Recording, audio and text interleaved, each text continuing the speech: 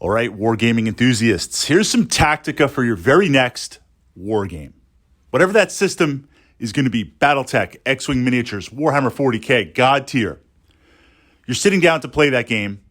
You set up the terrain, pull out the hex maps, roll for mission, and now you're getting your forces ready to play.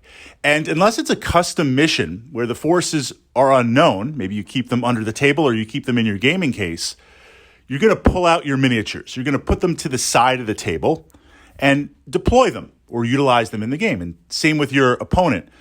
Most wargaming systems are fully transparent in that I know your units, you know my units, and I can certainly ask questions. What is that unit?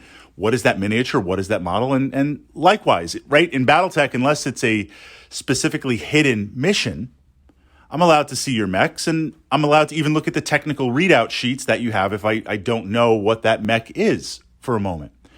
So what you're going to do is, as your opponent is pulling out those miniatures, you're going to look and ask yourself, what is the tactica behind it? What are they trying to do with those units?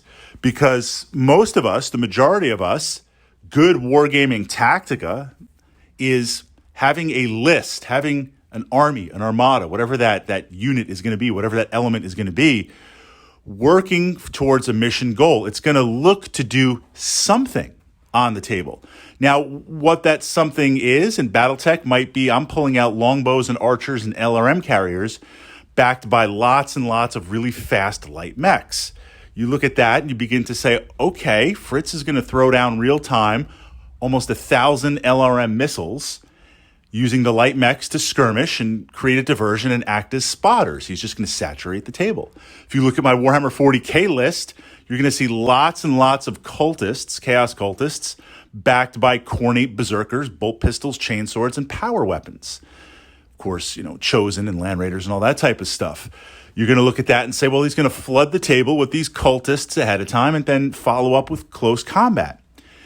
Exploring the very miniatures, the very models, and looking as best you can, because we don't know all the rules, but again, you're allowed to look at the readouts or ask questions. What is the plan? What is the plan behind those miniatures, behind those models? That's the first step. That's going to give you at least some advance idea leading into the deployment zone, the deployment of the game. Many people think a war game begins turn one. I mean, technically it does. That's the hard beginning. But the kind of intro soft beginning is the very models themselves. And then, of course, deployment. So just this one thing. Ask yourself the question, look at what is going on, and let that lead into the deployment of your miniatures. Deployment, how are you going to gain an advantage turn one, and how are you going to begin to shut down or prevent momentum of your opponent's list on turn one?